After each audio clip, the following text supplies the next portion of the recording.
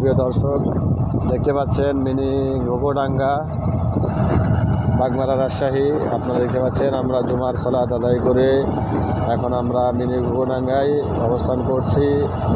আপনাদেরকে দেখানোর চেষ্টা করছি মিনি ঘুঘুডাঙ্গার এখনকার অবস্থান। দর্শনার্থী খুব কম জুমার দিন। আজকে নামাজ শেষে আমরা এই রাস্তা দিয়ে যাচ্ছিলাম। আজকে নামাজ পড়লাম 129 নম্বর জুমা মসজিদে, সুমনা পশ্চিমপাড়া জামে মসজিদে নামাজ আদায় করে বাড়ির উদ্দেশ্যে রওনা দিয়েছি। আপনারা দেখতে পাচ্ছেন চারিদিকে ধান ফসলের ক্ষেত, দুই দিকে আপনার ক্ষেত,